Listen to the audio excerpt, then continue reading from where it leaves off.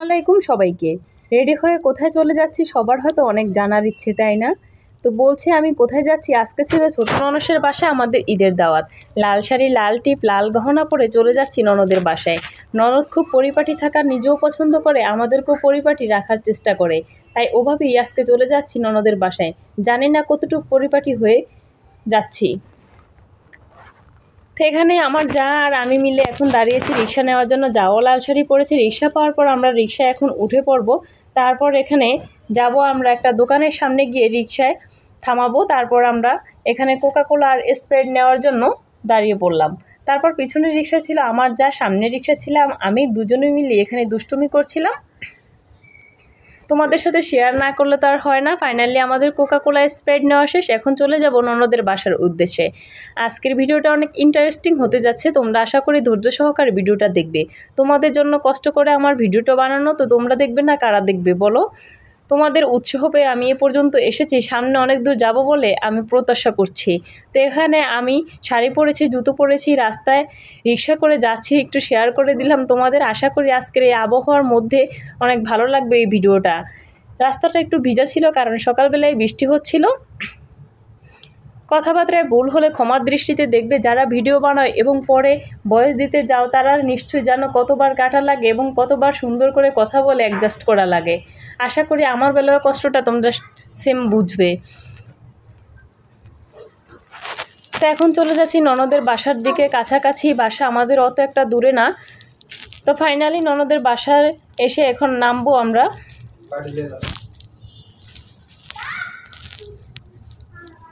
তো চাচাকে বললাম ডানে রাখেন, সে রাখলো। তারপর ননসের বাসার দিকে চলে আসলাম। এখানে যায় হাসছিল আর সবাই মিলে বসেছিলাম, একটু একটু করে সবাইকে শেয়ার করে দিলাম, নিজেকেও তার মধ্যে শেয়ার করলাম। আজকে সাজুগুজুর লুকে আমাকে কেমন লাগছে অবশ্যই সুন্দর একটা কমেন্ট করে আমাকে জানাবে।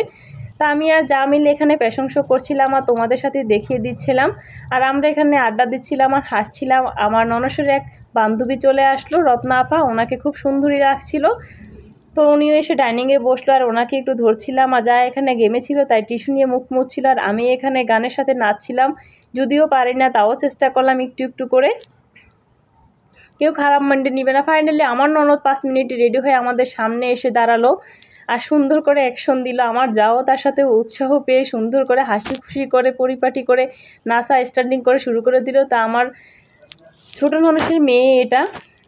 তা আমার ননদ যদিও অসুস্থ, সবাই একটু দোয়া করবে তার জন্য, সেজন্য সুস্থ থাকে, ভালো থাকে। এই অসুস্থতার মধ্যে আমাদের জন্য সে এত কিছু করেছে, আমি তো অবাক হয়ে গিয়েছি। তারপর আমি বসেছিলাম। তা আমার ননদের বাসাটা কেমন লাগছে অবশ্যই কমেন্ট করে জানাবে। সে খুব পরিপাটি থাকতে পছন্দ করে, আমাদেরকেও পরিপাটি রাখতে চায়। আমরা যদিও তার মতো এত একটা হয়ে উঠতে পারিনি এখনও। তা আমার মেয়ে এখানে নাচছিল আর ওকে দেখাচ্ছিলাম। আমার ছোট ননদ অনেক ভালো মনের একজন মানুষ, তার মনটা খুব বড়, কিন্তু সে খুব একটু অসুস্থ আছে। তোমরা সবাই দোয়া করবে তার জন্য। কিন্তু তাকে দেখে হয়তো অনেকে বুঝে না সে যে অসুস্থ। তো এখানে আমরা এখন খাওয়া দাওয়ার দিকে চলে আসলাম। আমার যা এখানে সালাদ রেডি করছিল আর আপুর বান্ধবীরা মিলে বসেছিল। কথাবার্তা একটু ভুল হচ্ছে যদিও, আজকে শরীরটা ভালো না। তো আমার ননদ এখানে আমাদেরকে সবাইকে একটু হেল্প করে দিচ্ছিল, তা আমিও সবাইকে একটু হেল্প করে দিচ্ছিলাম।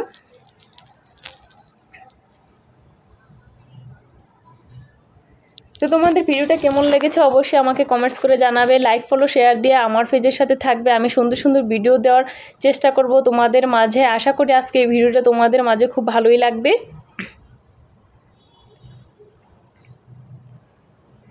তো এখন আমি নিজেও নিয়ে বসে পড়লাম, দেখিয়ে দিলাম তোমাদের মাঝে একটু। তাই না আমার যা বলছিল তুই খাচ্ছিস একটু ভিডিও করবো না, তা কীভাবে হয়, তুই খা। তা আমার ননস আমার পাশে দাঁড়িয়ে খালি বলছিল তুমি আর একটু খাবার নাও, এত কম নিয়েছো কেন, এত কম খাও কেন। তা আমার যা এখানে বসে খাচ্ছিল। তা আমার ভাগ্নির ফ্রেন্ড আর ভাগ্নি মিলে খাচ্ছিল, ওর ফ্রেন্ডটা খুব ভালো। এই মানি প্ল্যান্টগুলি খুব দেখতে সুন্দর, তাই তোমাদের সাথে একটু শেয়ার করে দিলাম। তারপর আমি এখানে পা ঝুলিয়েছিলাম আর টিভি দেখছিলাম, একটু শেয়ার করলাম। তার এক আপু চলে আসলো এখন। তারপর আমার বড় ননদ চলে আসলো সুন্দর করে সেজে গুজে। তো দুই ননদ মিলে এখানে ছবি তুলছিল আর আমি একটু শেয়ার করলাম। ফাইনালি আমার ছোটো ননদের কাজ আর শেষ হয় না, সে এখানে চা নিয়ে বসে পড়ছে, একের পর একজনকে চা দিয়ে যাচ্ছে আর আমরাও খেয়ে নিচ্ছি। আর বড় ননদ একটু লেট করে আসার কারণে সে এখন একাই খাচ্ছে। এখানে আমাদের চায়ের পার্টি চলছে, দেখতেই পাচ্ছ তোমরা। তো আমি নিয়ে নিলাম লাস্টে।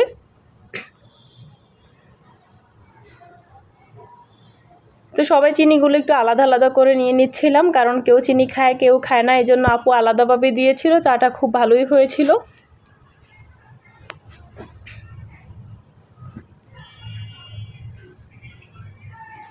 তো এখানে সবার চা খাওয়া শেষ। আশা করি তোমাদের আজকের ভিডিওটি ভালো লাগবে। যদি ভিডিওটি ভালো লাগে লাইক কমেন্ট শেয়ার করতে একদমই ভুলবে না। তো আপু আবার এখানে আমাদের জন্য মাছ ফ্রাই করছিল। তো এখন সবাই চাটনি দিয়ে মাছ ফ্রাই খাচ্ছিলাম আমরা। আমার মেয়েকে আমার যা বেছে দিচ্ছিল। আজকের ভিডিওটা এই পর্যন্তই। ভালো থাকবে সবাই, সুস্থ থাকবে। আল্লাহ হাফিজ।